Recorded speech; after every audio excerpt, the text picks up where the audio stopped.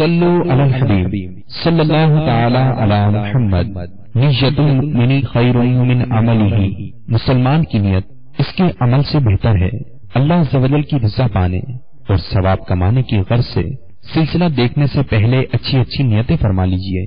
اللہ کی رضا کی خاطر علم دین حاصل کروں گا، سیکھ کر دوسروں تک نیکی کی دعوت پہنچاؤں گا، خاص خاص باتیں لکھوں گا، اول تا آخر دیکھوں گا۔ صلو علی الحبیب صلی اللہ تعالی علی محمد۔ میں مبلغ بنوں سنتوں کا، خوب چرچا کروں سنتوں کا، کروں بہر خاک مدینہ۔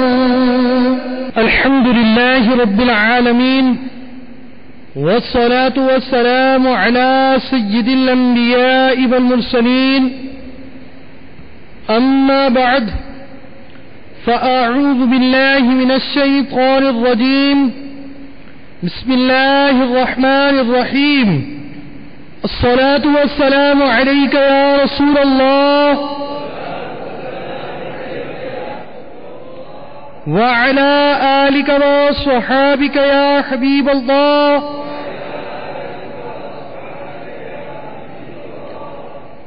الصلاة والسلام عليك يا نبي الله وعلى آلك وصحابك يا نور الله۔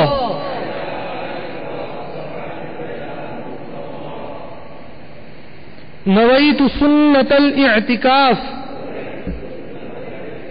قریب قریب آ کر بیان کی تعظیم کی نیت سے ہو سکے تو دو جانوں بیٹھ جائیے، اگر تھک جائیں تو جس طرح آپ کو آسانی ہو اسی طرح بیٹھ کر نگاہیں نیچی کیے، توجہ کے ساتھ رضائے الہی عز و جل کے لیے علم دین حاصل کرنے کی نیت سے بیان سنیے، کہ لاپرواہی کے ساتھ ادھر ادھر دیکھتے ہوئے، زمین پر انگلی سے کھیلتے ہوئے، لباس بدن یا بالوں وغیرہ کو سہلاتے ہوئے سننے سے اس کی برکتیں زائل ہونے کا اندیشہ ہے۔ سلطان انبیاء کرام، شہنشاہ خیر الانام صلی اللہ تعالی علیہ وآلہ وسلم کا فرمان جنت نشان ہے، جو مجھ پر ایک دن میں 1000 بار درود پاک پڑھے گا، وہ اس وقت تک نہیں مرے گا جب تک جنت میں اپنا مقام نہ دیکھ لے۔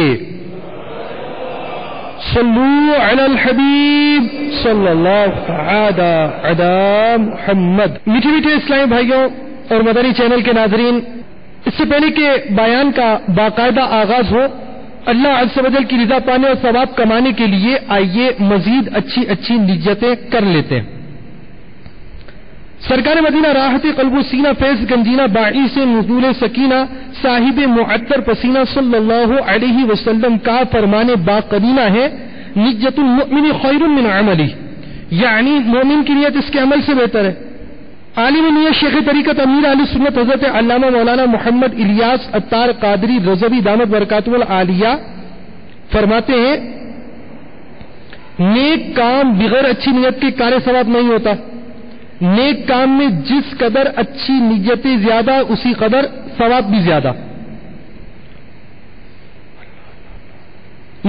امیر اہل سنت نے اس پرفتن دور میں آسانی سے نیکیاں کرنے اور گناہوں سے بچنے کے طریقوں پر مشتمل شریعت و طریقت کا جامع مجموعہ بنام مدنی انعامات بصورت سوالات عطا فرمایا۔ ان میں سب سے پہلا مدنی انعام نیتوں ہی کا عطا فرمایا۔ مدنی چینل کے ناظرین بھی حسب حال نیتیں کر سکتے ہیں۔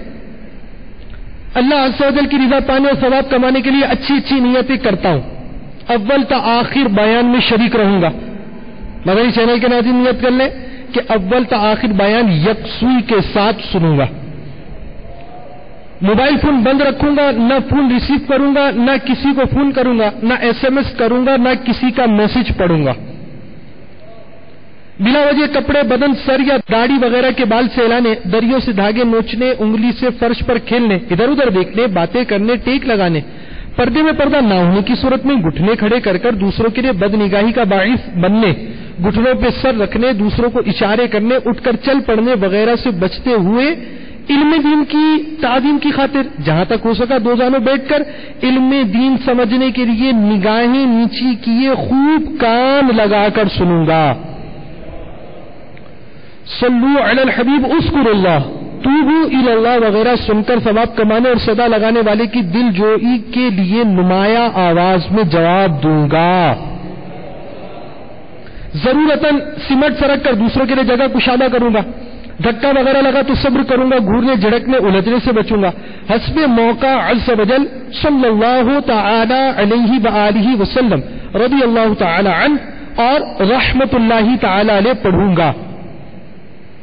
خاص خاص باتیں لکھ لوں گا. اجتماع کے بعد خود آگے بڑھ کر سلام مصافحہ اور انفرادی کوشش کروں گا. بنیت ادائے سنت بات کرتے ہوئے مسکراتا رہوں گا. مزید اپنے لیے بھی نیتیں کر لیتا ہوں. پارہ 14 سورۃ النحل جو کہ قرآن مجید فرقان حمید کی ترتیب یعنی سیکوینس کے اعتبار سے 16ویں سورت ہے. آیت نمبر 125 ادعو الی سبیل ربک بالحکمت والموعظۃ الحسنہ. ترجمہ کمس الایمان اپنے رب کی راہ کی طرف بلاؤ پکی تدبیر اور اچھی نصیحت سے میں دیے ہوئے احکام کی تعمیل کروں گا. بخاری شریف حدیث نمبر 4361 میں وارد اس فرمان مصطفیٰ صلی اللہ علیہ وسلم بلغوا عنی ولو آیہ یعنی پہنچا دو میری طرف سے اگرچہ ایک ہی آیت ہو میں دیے ہوئے حکم کی پیروی کروں گا. اعلاء کلمت الحق یعنی اللہ کا کلمہ بلند کروں گا. نیکی کا حکم کروں گا برائی سے منع کروں گا. موقع کی مناسبت سے صلو علی الحبیب اذکر اللہ توبوا الی اللہ وغیرہ کہوں گا. عربی انگریزی اور مشکل الفاظ اور اشعار بولتے وقت دل کے اخلاص پر توجہ رکھوں گا یعنی اپنی علمیت کی دھاگ بٹھانی مقصود ہوئی یا حب جا وغیرہ کا ابھار ہوا تو بولنے سے بچوں گا. نظر کی حفاظت بنانے کی خاطر بیان کرنے بات چیت کرنے چلنے پھرنے یا ایسے ہی بیٹھے ہوئے بھی حتی الامکان نگاہیں نیچی رکھوں گا. خشوع نفاق یعنی اعضاء میں تو خشوع ہو مگر دل عاجزی سے خالی ہو سے بچوں گا. مدنی قافلہ مدنی انعامات مدرسۃ المدینہ نیز علاقے دورہ برائے کی دعوت کی رغبت دلاؤں گا. کہا لگانے لگوانے سے بچوں گا. فالتو جملے اور غیر ضروری الفاظ سے پرہیز کروں گا. غلطی کی صحیح نشاندہی پر فوراً ازالہ کر لوں گا.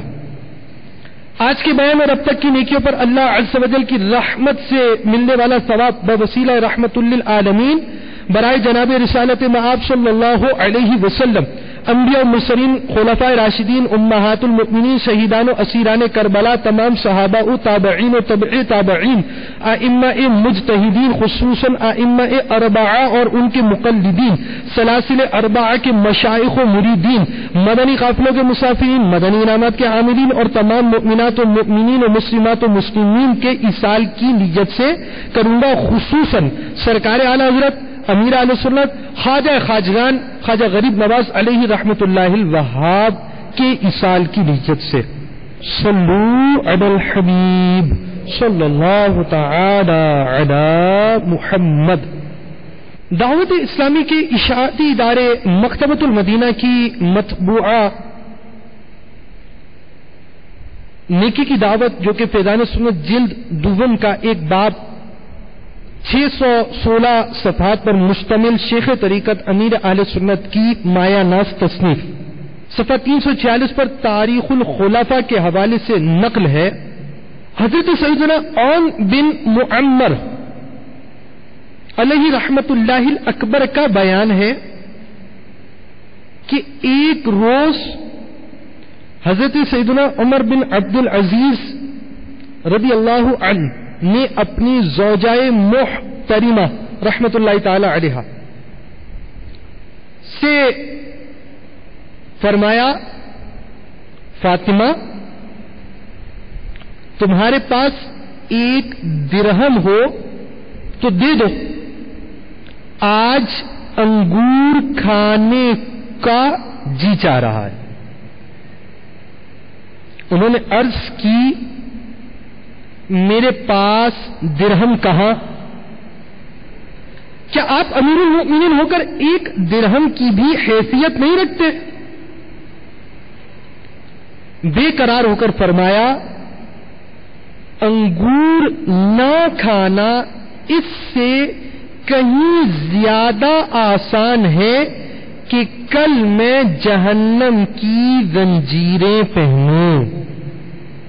اللہ عز و جل کی ان پر رحمت ہو اور ان کے صدقے ہماری بے حساب مغفرت ہو. آمین بجاہ النبی الامین صلی اللہ تعالی علیہ وآلہ وسلم. میٹھے میٹھے اسلامی بھائیوں اور مدنی چینل کے ناظرین، حضرت سیدنا عمر بن عبد العزیز علیہ رحمت اللہ القدیر کا خوف خدا عز و جل مرحبا. انگور بے شک حلال و طیب رب تبارک و تعالیٰ کے رزق میں سے ایک عمدہ رزق ہے،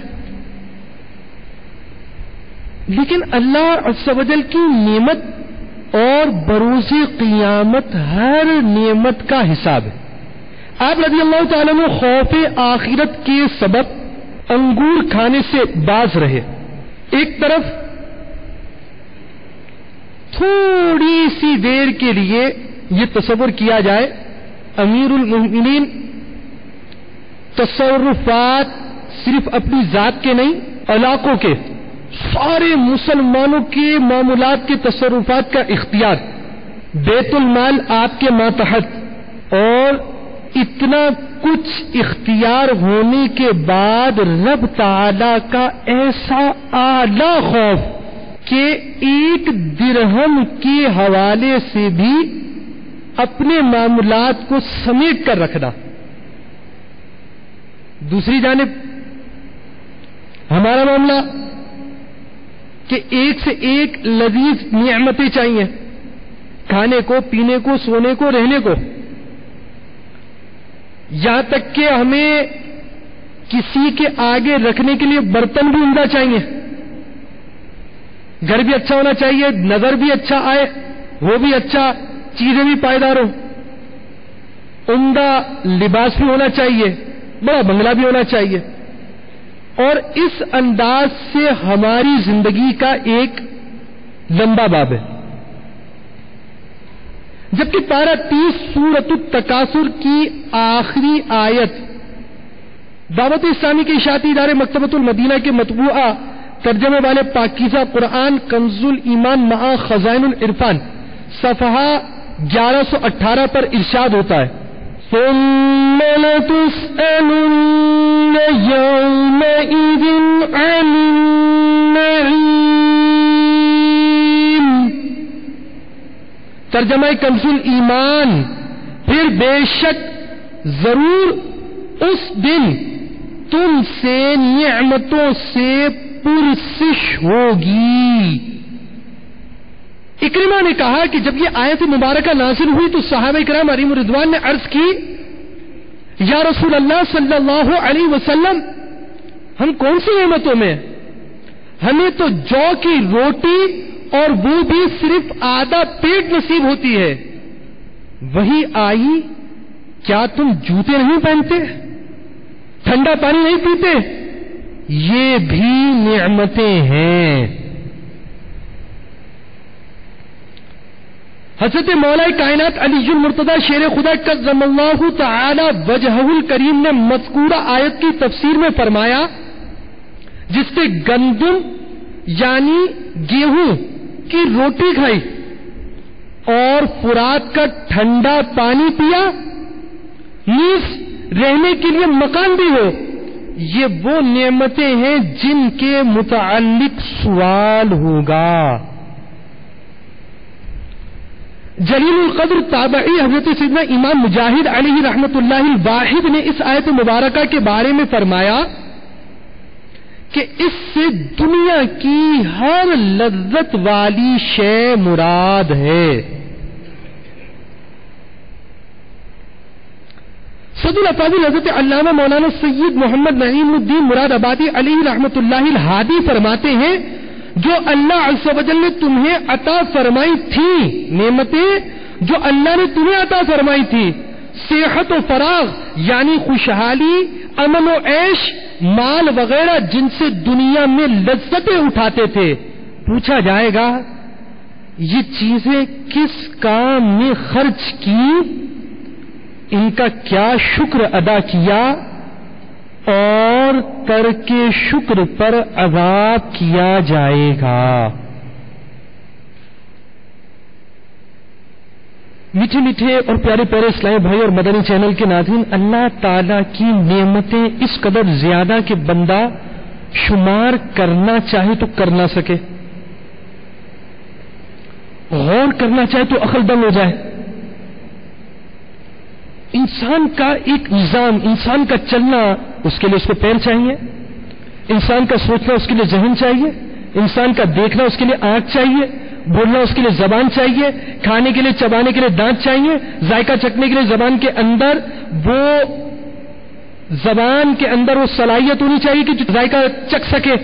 چیز کا گلنا سڑنا بو سے اس کے ذائقے سے محسوس ہوگا، محسوس ہی نہ ہو، یہ محسوسات نہ ہو تو بندہ پتہ نہیں کیا کھا جائے، کیا نقصان ہو جائے۔ انسان کی زندگی میں سب سے پہلے اس کے بدن کے ساتھ متعلقات نعمتیں اس قدر ہیں کہ بندہ اس پر غور کرتا چلا جائے تو شمار کرنے سے عاجز ہو جائے۔ آپ نے کھایا، اندر گیا، ہضم ہو گیا اور آپ کے جسم کا حصہ بن گیا۔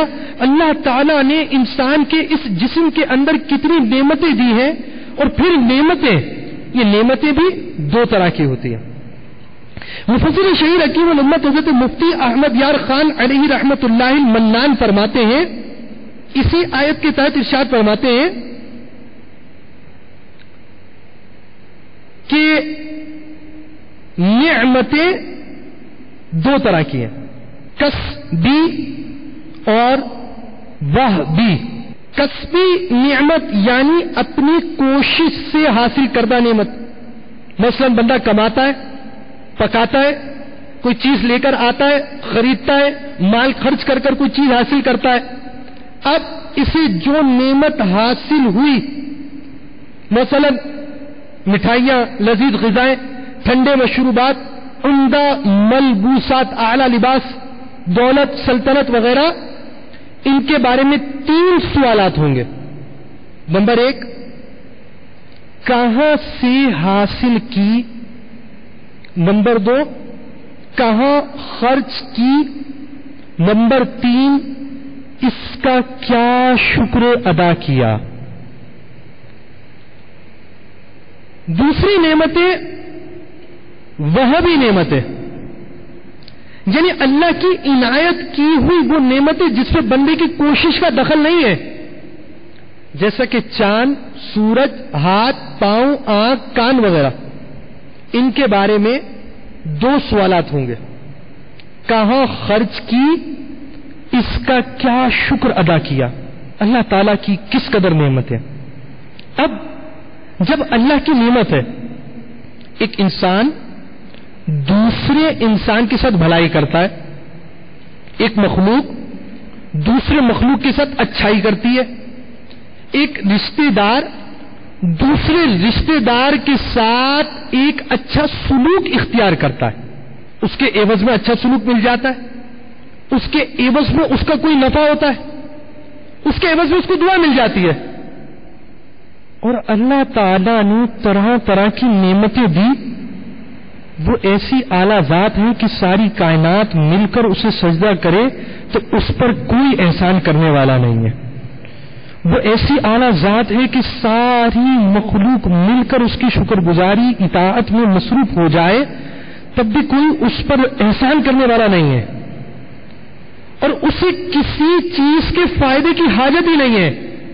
آپ کو کچھ دیا، آپ نے عبادت کی تو رب تعالیٰ کا کوئی فائدہ ہوگا، ایسا نہیں ہے۔ ہم کسی کے ساتھ بھلائی کرتے ہیں، بھلائی کرنے کے بعد اس کے عوض کی امید ہوتی ہے، اور رب تعالیٰ کی ایسی اعلیٰ شان ہے کہ وہ جس کے ساتھ بھلائی کرتا ہے اس کا عوض وہ دے ہی نہیں سکتا، اور اس کو اس کے عوض کی حاجت بھی نہیں ہے۔ پھر ایسی شان والا مالک ہونے کے بعد رب تعالیٰ عطا فرماتا ہے، ایسا قادر ہونے کے بعد کہ اگر وہ پکڑے تو بے اس کے چھوڑے کوئی نہ چھڑا سکے۔ جس کو شفاعت کا اذن دے، اس کی شفاعت قبول فرمائے، یہ اس کی رحمت ہے، مگر جس کے لیے گرفت کا ارادہ فرمائے بے اس کے چھوڑے کوئی چھڑانے والا نہیں۔ اب اللہ تعالیٰ کی اتنی نعمتیں، اتنی نعمتیں، اتنی نعمتیں، اتنی نعمتیں، ان نعمتوں کے حصول کے بعد رب تعالیٰ کا کتنا شکر ہونا چاہیے تھا، رب تعالیٰ کی اطاعت کے کام میں کس قدر مصروف ہو جانا چاہیے تھا، رب تبارک و تعالیٰ کی کس قدر حمد بجا لانی چاہیے تھی، اس سے کس قدر مناجاتیں کرنی چاہیے تھی، اس سے کس قدر التجائیں کرنی چاہیے تھی، اپنے جرم و قصور کے معاملے میں رب تعالیٰ سے توبہ کی طرف کس قدر بڑھنا چاہیے تھا۔ یہاں رب کی نعمتیں دن بدن بڑھتی چلی گئیں، وہاں اس انسان کی سرکشی دن بدن بڑھتی چلی گئی۔ یہاں رب تبارک و تعالیٰ قادر مطلق ہے، جس کے ساتھ جو چاہے فرمائے، ظلم سے پاک ہے۔ غور کرے، اللہ تعالیٰ نے اتنی نعمتیں عطا فرمائی تو چاہیے یہ تھا اس کی شکر گزاری کرتا، مگر انسان سرکشی میں بڑھتا چلا گیا، اور یہ سرکشی اسے کہیں کل بروز قیامت رسوائی کے مقام تک نہ پہنچا دے۔ انسان کی تصور لائے کہ ان نعمتوں میں ہر لذت دینے والی نعمت کے بارے میں ایک قول کے مطابق سوال ہونا ہے، ٹھنڈے پانی کے متعلق سوال ہونا ہے، جوتے پہننے کے متعلق سوال ہونا ہے، غرض ہر نعمت کے متعلق سوال ہوگا۔ یہاں تک کہ بعضوں کو یہ ذہن میں سوچ آئی کہ ہم تو تندرستی کی زندگی گزار رہے ہیں،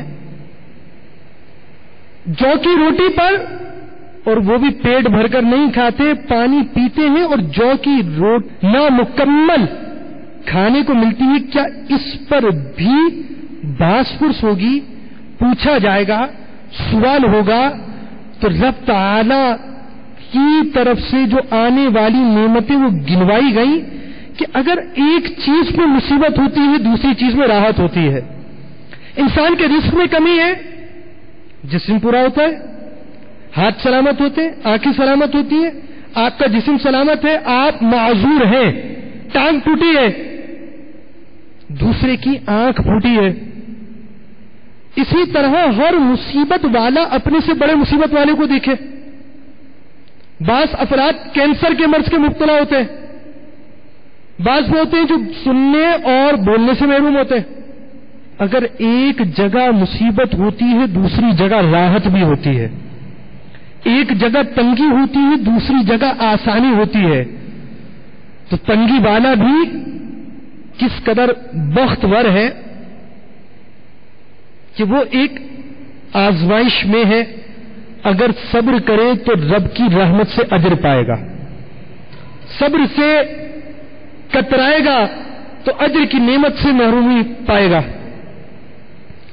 اب ان نعمتوں کے متعلق طرح طرح کی بات پرس، پھر ان نعمتوں میں یہ سوال کہ ان کا کیا شکر ادا کیا اور ترک شکر پر عذاب ہوگا۔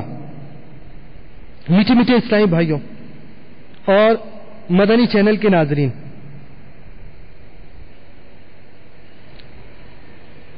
انسان جس قدر آسائش میں رہتا ہے اس قدر بعض صورتوں میں نقصان کا بھی شکار ہوتا ہے۔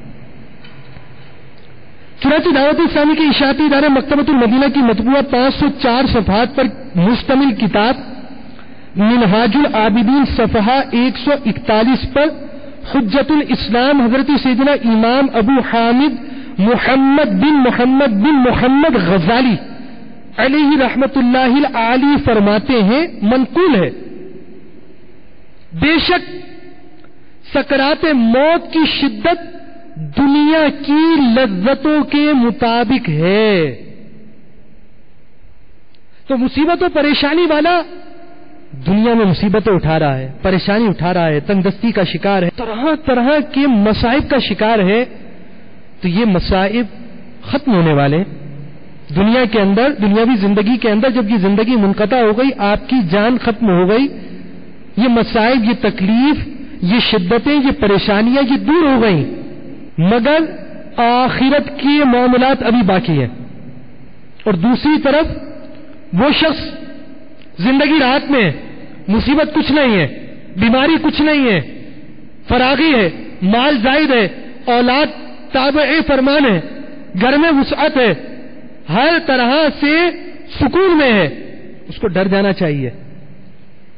طرح طرح کی لذتوں کا اپنے نفس کو عادی بنانے والے کو ڈرنا چاہیے کہ سکرات موت، موت کے وقت ہونے والی شدت کہ بعض روایتوں کے مطابق بندے کو باندھ دیا جاتا ہے کہ اگر اسے باندھا نہ جائے وہ جنگلوں میں نکل جائے، اور اگر سکرات یعنی موت کی سختی کا ایک قطرہ اہل زمین پر گرایا جائے تو ساری زمین ہلاک ہو جائے۔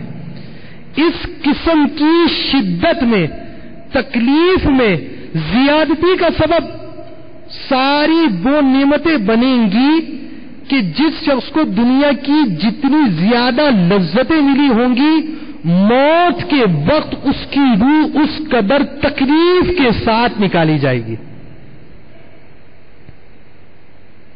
مزہ کی سختیوں کی جھلک ملاحظہ ہو۔ چنانچہ حضرت علامہ جلال الدین سیوطی شافعی علیہ رحمت اللہ القوی نقل کرتے ہیں، موت دنیا و آخرت کی ہولناکیوں میں سب سے زائد ہولناک ہے۔ یہ آروں کے چیرنے سے، کینچیوں کے کاٹنے، ہانڈیوں کے ابالنے سے زائد ہے۔ اگر مردہ زندہ ہو کر شدائد موت یعنی موت کے بعد اس مردے کو اگر زندگی دے دی جائے اور وہ موت کی سختیاں لوگوں کو بتا دے تو ان کا عیش اور نیند سب کچھ ختم ہو جائے۔ کاش کہ میں دنیا میں پیدا نہ ہوا ہوتا، قبر و حشر کا ہر غم ختم ہو گیا ہوتا، جا کنی کی تکلیفیں ذبح سے ہیں بڑھ کر، کاش مرغ بن کے طیبہ میں ذبح ہو گیا ہوتا، آہ کثرت عصیاں، ہائے خوف دوزخ کا، کاش اس جہاں کا میں نہ بشر بنا ہوتا، شور اٹھا یہ محشر میں، خلد میں گیا عطار، گر نہ وہ بچاتے تو نار میں گیا ہوتا، شور اٹھا یہ محشر میں، خلد میں گیا بدکار، گر نہ وہ بچاتے تو نار میں گیا ہوتا۔ میٹھے میٹھے اور پیارے پیارے اسلامی بھائیوں، فانی لذتوں سے اپنے آپ کو بچانے کا جذبہ بڑھانے اور دنیاوی نعمتوں کی سبب ہونے والے حساب آخرت سے خود کو ڈرانے کے لیے دل ہلا دینے والے 9 فرامین مصطفیٰ صلی اللہ تعالی علیہ وآلہ وسلم ملاحظہ ہوں۔ نمبر 1، جب قیامت کا دن ہوگا تو اللہ تعالیٰ اپنے بندوں میں سے ایک بندے کو بلا کر اپنے سامنے کھڑا کر دے گا اور اس سے اس کے جاہ و مرتبے کے متعلق اس طرح سوال کرے گا جس طرح اس کے مال کے بارے میں سوال فرمائے گا۔ نمبر 2، بندہ کوئی بھی قدم اٹھاتا ہے تو قیامت میں اس سے سوال ہوگا کہ وہ قدم کس کے لیے اٹھایا۔ نمبر 3، قیامت کے دن سب سے پہلے بندے سے یہ سوال ہوگا کہ کیا میں نے تیرا جسم تندرست نہیں رکھا تھا؟ کیا میں نے تجھے ٹھنڈے پانی سے سیراب نہ کیا تھا؟ تو نے ان کے حقوق ادا کیے یا نہیں؟ نمبر 4، مالک اور مملوک یعنی غلام کو اور مالک کو اسی طرح زوج یعنی شوہر اور زوجہ کو لایا جائے گا، پھر ان سے حساب ہوگا۔ یہاں تک کہ مرد سے کہا جائے گا تو نے پورا دن لذت کے ساتھ پانی پیا، اور شوہر سے کہا جائے گا کہ فلاں عورت سے نکاح کے اور بھی طلبگار تھے لیکن تو نے اس کا نکاح چاہا تو میں نے ان سب کو چھوڑ کر اس کا تیرے ساتھ نکاح کر دیا، کیا تو نے ان نعمتوں کا حق ادا کیا؟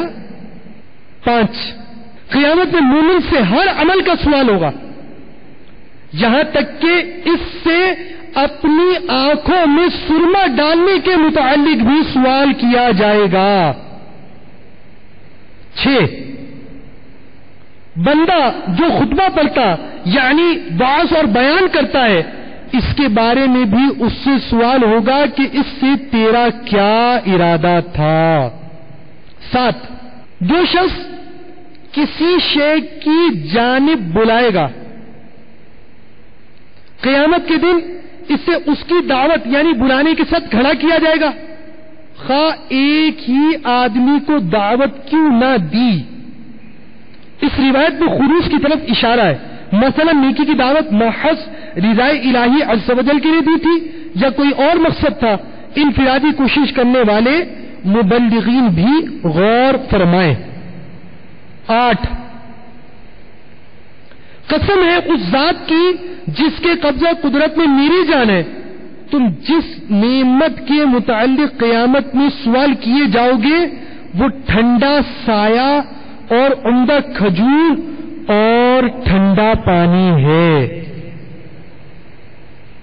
9، قیامت میں ہر غنی اور فقیر یعنی ہر امیر و غریب آرزو کرے گا کہ کاش دنیا میں اس کے پاس اتنا کھانا ہوتا جس سے زندگی بچ سکے اور بس۔ میٹھے میٹھے اور پیارے پیارے اسلامی بھائیوں اور مدنی چینل کے ناظرین، رب تبارک و تعالی کی نعمتوں کی شکر گزاری کا ذہن بنائیے۔ ہمیں چاہیے کہ اللہ تعالی کی نعمتوں کا احساس اپنے دل میں اجاگر کریں۔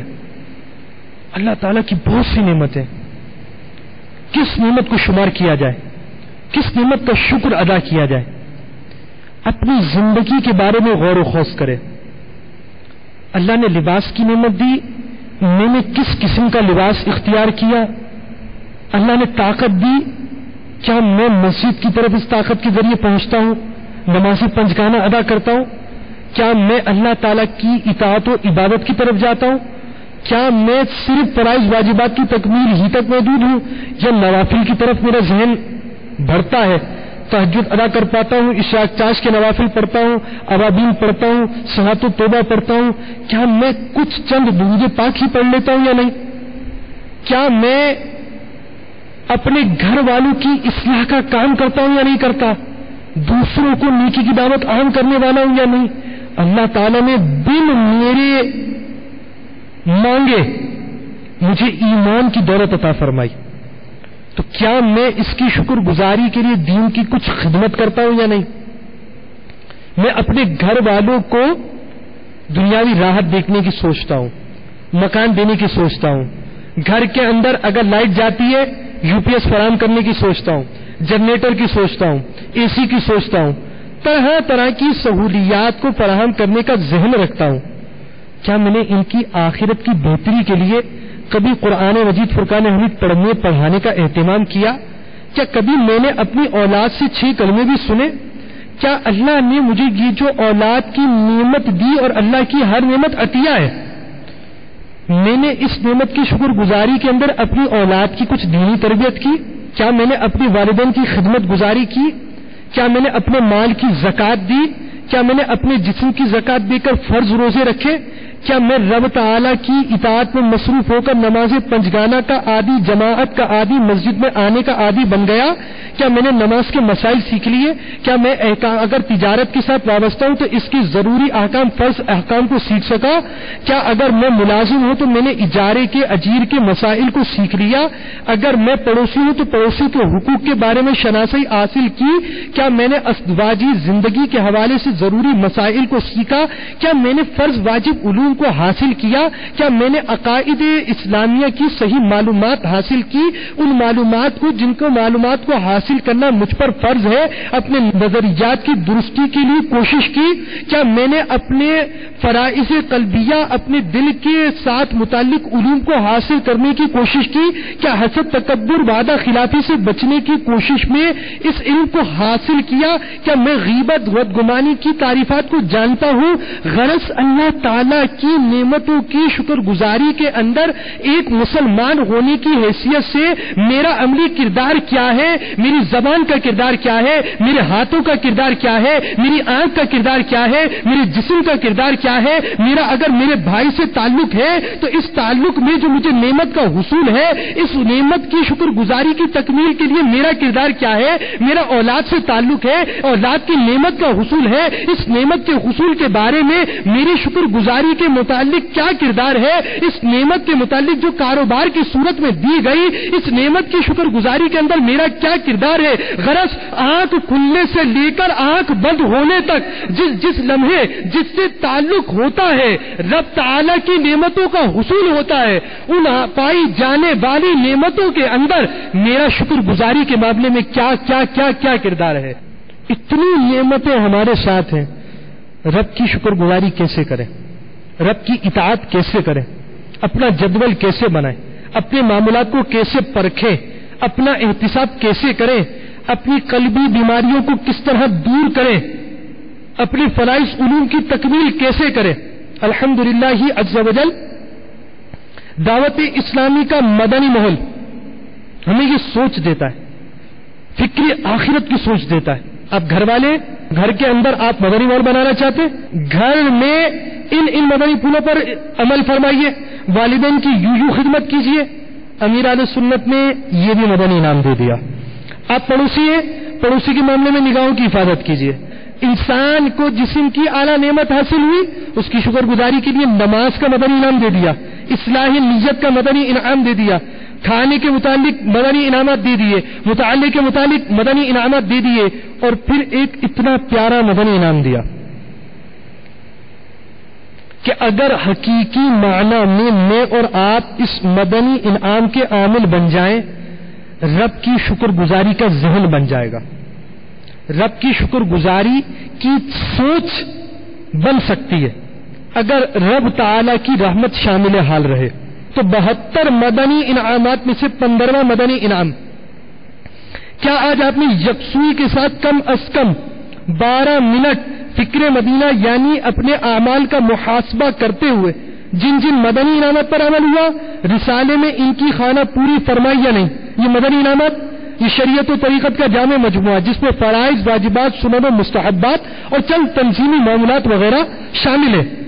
اب ہر روز بندہ کام کاج سے فارغ ہو گیا، کھانا کھا لیا، گھر کا سودا صرف لے آئے، کل کا ناشتہ لے کر آ گئے، ساری چیزوں سے فارغ ہو گئے، اب سونے کے لیے آئے، بستر پر بیٹھے، اب آپ نے آرام کرنا ہے، آپ نے جیب سے رسالہ نکالا، اب آپ غور کرتے جا رہے ہیں، فکر مدینہ کر رہے ہیں، اب غور کر رہے ہیں، آج اچھی اچھی نیتیں کی، آج 5 نمازیں با جماعت تکبیر اولیٰ کے ساتھ صف اول میں پڑھی، نماز کے بعد آیت الکرسی، سورۃ الاخلاص، تسبیح فاطمہ وغیرہ پڑھی، اذان و اقامت کا جواب دیا، پھر فوراً ذہن جائے گا میں راستے دکان پر بیٹھا تھا، گاہک آیا تھا، اذان ہو رہی تھی لیکن میں اذان کا جواب نہیں دے پایا، یہ بھول ہو گئی۔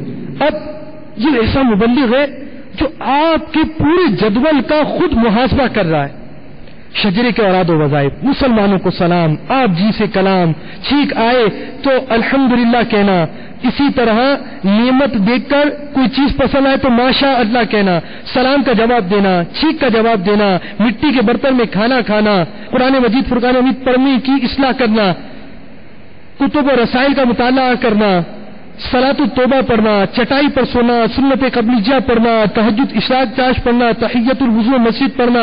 اب جب آپ اس انداز سے اپنا احتساب کرتے رہیں گے تو انشاءاللہ عز و جل روزانہ فکر مدینہ روز کرتے رہیں گے، ایک وقت وہ آئے گا کہ دل رب تعالی کی اطاعت کی طرف جھک جائے گا اور ایسی برکتیں حاصل ہوں گی کہ آپ خود دنگ رہ جائیں گے۔ دعوت اسلامی کے مدنی ماحول کی تو کیا ہی برکت ہے، آپ کی ترغیب و تحریف کے لیے ایک مدنی بہار آپ کے گوش گزار کرتا ہوں. چیچا وطنی ضلع ساہیوال پاکستان کے ایک اسلامی بھائی نے کا بیان ہے. یہ اپنی غفلتوں کی وادی میں گزرے ہوئے لمحات زندگی کے بارے میں کچھ اس طرح بیان کرتے ہیں. میری زندگی بھرپور غفلت میں گزر رہی تھی. میرے اجڑے ہوئے گلزار میں رشد و ہدایت کی باد بہار دعوت اسلامی سے وابستہ ایک عاشق رسول کی بابرکت صحبت کی بدولت چلی. ان کی انفرادی کوشش نے مجھے دعوت اسلامی کے قریب پر کر دیا اور میں مدنی ماحول سے وابستہ ہو گیا. جب میں پہلی بار ہفتہ وار سنتوں بھرے اجتماع میں شریک ہوا تو میں نے اول تا آخر بیان سننے کی سعادت حاصل کی. یہ سب کچھ مجھے بہت اچھا لگا. لیکن جب اجتماع میں شریک اسلامی بھائی بیک آواز دیوانہ وار ذکر اللہ میں مصروف ہو گئے تو مجھے بے اختیار ہنسی آ گئی کہ یہ لوگ کیا پاگلوں کی طرح شروع ہو گئے. میں اسی طرح کے احمقانہ وسوسے میں مگن تھا کہ یکا یک روحانیت کا ایک ایسا جھونکا آیا کہ میں خود بخود ذکر اللہ میں لگ گیا اور ایسا مست ہوا کہ اپنے گرد و پیش کی خبر ہی نہ رہی. دل پر عجیب کیف و سرور طاری ہو گیا. الحمدللہ عز و جل اس ذکر و دعا کی برکت سے میری طبیعت میں سنجیدگی پیدا ہو گئی اور سابقہ گناہوں سے توبہ کر کر میں صلاۃ و سنت کی راہ پر گامزن ہو گیا. میں نے چہرے پر داڑھی مبارک اور سر پر سبز امامے کا تاج سجا لیا. الحمدللہ عز و جل رمضان المبارک میں اجتماعی اعتکاف کی برکت حاصل کرنے کی سعادت بھی میسر ہوئی. اب میرے والد محترم نے بھی داڑھی شریف سجا لی اور تمام گھر والے سلسلہ عالیہ قادریہ رضویہ میں داخل ہو چکے. الحمدللہ عز و جل تا دم تحریر میں مدنی انعامات کے خادم کی حیثیت سے مدنی کام کرنے کی سعادت حاصل کر رہا ہوں. اسی ماحول میں ادنا کو اعلی کر دیا دیکھو. اسی ماحول میں ادنا کو اعلی کر دیا دیکھو. اندھیرا ہی اندھیرا تھا اجالا کر دیا دیکھو. میٹھے میٹھے اور پیارے پیارے اسلامی بھائیوں، آپ بھی دعوت اسلامی کے مدنی ماحول کے قریب آئیے اور دعوت اسلامی کے مدنی قافلوں میں عاشقان رسول کے ساتھ سنتوں بھرا سفر اختیار کیجیے اور اس کی برکتیں لوٹیے. تو اسلامی بھائی نیت فرمائے کہ زندگی میں یکمشت 12 ماہ، ہر 12 ماہ میں 30 دن اور عمر بھر ہر ماہ 3 دن کے لیے مدنی قافلوں میں سفر کروں گا. بیان کو اختتام کی طرف لاتے ہوئے سنت کی فضیلت اور سنت و آداب میں سے چند مدنی پھول عرض کرتا ہوں. پیش کردہ ہر مدنی پھول کو سنت رسول مقبول علی صاحب الصلاۃ والسلام پر محمول مت فرمائیے. ان میں سنتوں کے علاوہ بزرگان دین رحمہم اللہ المبین سے منقول مدنی پھولوں کا بھی شمول ہے. جب تک یقینی طور پر معلوم نہ ہو کسی عمل کو سنت رسول نہیں کہہ سکتے. تاجدار رسالت شہنشاہ نبوت مصطفیٰ جان رحمت شمع بزم ہدایت نوشائے بزم جنت صلی اللہ علیہ وسلم کا فرمان جنت نشان ہے. جس نے میری سنت سے محبت کی اس نے مجھ سے محبت کی اور جس نے مجھ سے محبت کی وہ جنت میں میرے ساتھ ہوگا. سینہ تیری سنت کا مدینہ بنے آقا. سینہ تیری سنت کا مدینہ بنے آقا. جنت میں پڑوسی مجھے تم اپنا بنانا.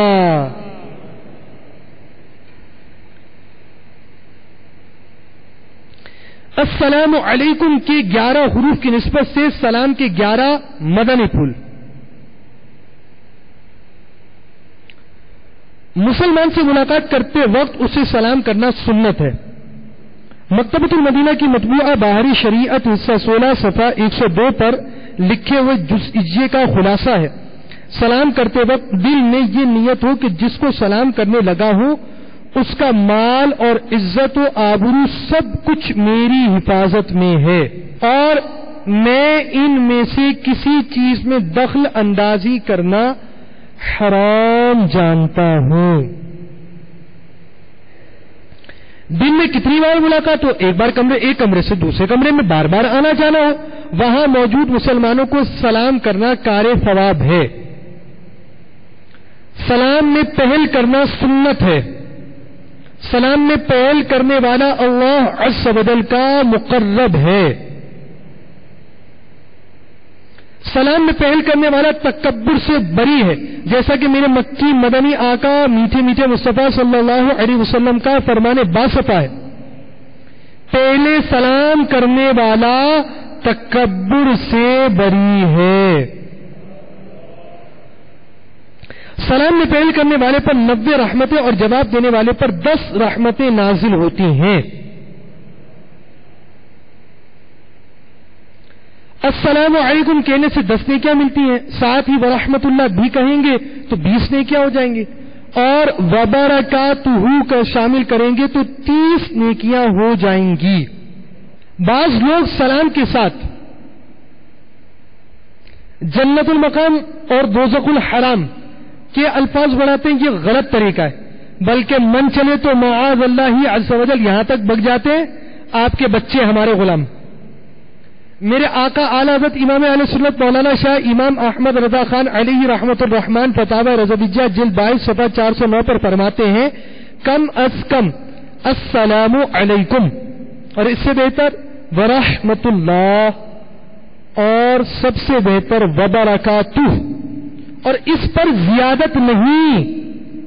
پھر سلام کرنے والے نے جتنے الفاظ میں سلام کیا ہے جواب میں اتنے کا اعادہ تو ضرور ہے، اور افضل یہ ہے کہ جواب میں زیادہ کہے۔ اس نے کہا السلام علیکم تو یہ کہے وعلیکم السلام ورحمت اللہ، اور اگر اس نے کہا السلام علیکم ورحمت اللہ تو یہ کہے وعلیکم السلام ورحمت اللہ وبرکاتہ، اور اگر اس نے وبرکاتہ یعنی السلام علیکم ورحمت اللہ وبرکاتہ کہا تو یہ بھی اتنا ہی کہے وعلیکم السلام ورحمت اللہ وبرکاتہ، اس سے زیادت نہیں۔ اسی طرح جواب میں وعلیکم السلام ورحمت اللہ وبرکاتہ کہہ کر 30 نیکیاں حاصل کی جا سکتی ہیں۔ سلام کا جواب فوراً اور اتنی آواز سے دینا واجب ہے کہ سلام کرنے والا سن لے۔ سلام کا جواب کا درست تلفظ یاد فرما لیجیے، السلام علیکم، السلام علیکم، وعلیکم السلام، السلام علیکم ورحمۃ اللہ وبرکاتہ، وبرکاتہ، وعلیکم السلام ورحمۃ اللہ وبرکاتہ۔ طرح طرح کی ہزاروں سنتیں سیکھنے کے لیے مکتبۃ المدینہ کی مطبوعہ کتب بہار شریعت حصہ 16 312 صفحات 30 120 صفحات کی کتاب سنت آداب اور 163 مدنی پھول حاصل فرمائیں، اس کا مطالعہ فرمائیں، اور سنتوں کی تربیت کا ایک بہترین ذریعہ دعوت اسلامی کے مدنی قافلوں میں عاشقان رسول کے ساتھ سنتوں بھرا سفر بھی ہے۔ سیکھنے سنتیں قافلے میں چلو، لوٹنے رحمتیں قافلے میں چلو، ہوں گی حل مشکلیں قافلے میں چلو، پاؤ گے برکتیں قافلے میں چلو۔ میں مبلغ بنوں سنتوں کا،